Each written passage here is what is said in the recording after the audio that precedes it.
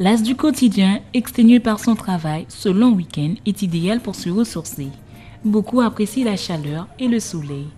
Et pour ce faire, direction les criques, carbets, auberges et plages de Guyane. On a autant de choses qu'ailleurs, c'est juste que le Guyanais même ne s'intéresse pas à ce qu'il y a vraiment à faire en Guyane. Mais quand on fait certaines brochures ou des sites, d'ailleurs, il y a un site que je connais, Bon Petit Côté, sur le net, propose de superbes excursions sur la Guyane. C'est vrai que tout le monde cherche à s'évader. Donc Matiti Paradise, c'est un endroit, je dirais, très agréable.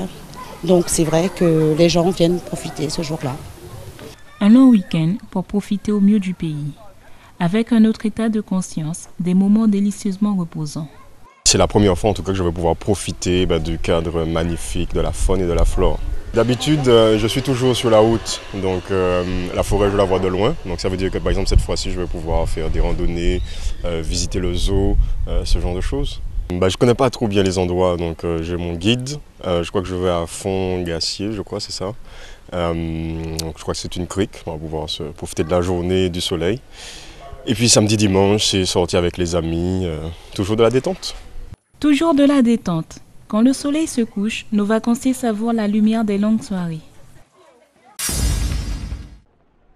Selon le secrétaire général de la FIFA, Jérôme Valk, le groupe a vécu un enfer durant l'organisation de la Coupe du monde de football au Brésil.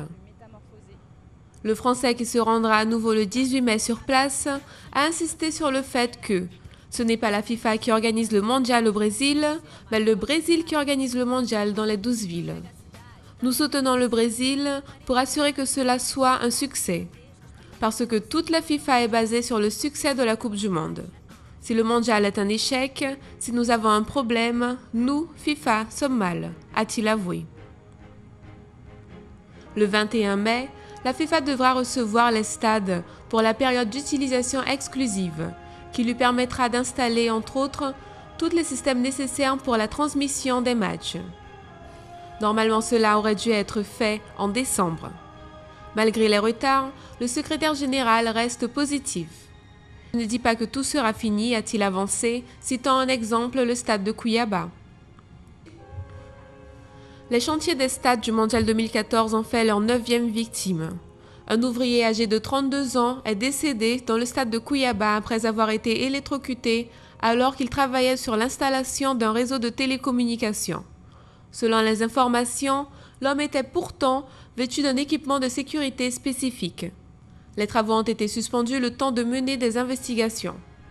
C'est le premier décès à déplorer dans ce stade, l'un des plus en retard avant le début de la compétition le 12 juin. De nombreux sièges et câbles électriques doivent encore y être installés. En novembre 2013, un accident de grue avait coûté la vie de 2 ouvriers dans le stade de São Paulo. L'enceinte était à nouveau endeuillée fin mars pour un 3e décès après la chute de 8 mètres d'un travailleur. 3 autres accidents mortels ont frappé le stade de Manaus pour des chutes en février et en décembre 2013. Ou causés par le choc avec une pièce métallique en février dernier. Le premier drame s'était produit en juin 2012 sur le stade national de Brasilia. Certains y viennent pour la promenade, d'autres pour admirer le paysage. Adossée en front de mer à Cayenne, la place des Amandiers est le lieu prisé par les joueurs de boules et de dominos. Le domino, c'est cabestra. C'est une façon d'enrichir le cerveau, de façon à être ce qu'on est, puisque nous, on nous appelle exactement des retraités, mais nous considérons que nous sommes en grandes vacances avec un contrat indéterminé. Un contrat indéterminé pour ces retraités qui fréquentent le lieu tout au long de l'année. Parfois, on y rencontre même des champions. L'entraînement, c'est intéressant parce que ce sont des gars qui ont joué beaucoup. Donc maintenant, ils ne jouent plus, mais leur savoir-faire m'aide beaucoup. Entre 17h et 20h, la place des Amandiers s'adonne aux loisirs. Lieu de détente fort agréable où chacun trouve son plaisir. Je suis habitant de Cayenne, alors c'est un lieu très agréable.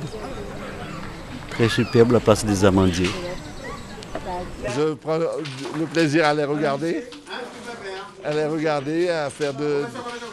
à grimacer quand ils perdent. Et c'est pour merci qu'ils jouent. Hein. C'est pas pour de l'argent. Hein. Et quand même, ils sont fâchés.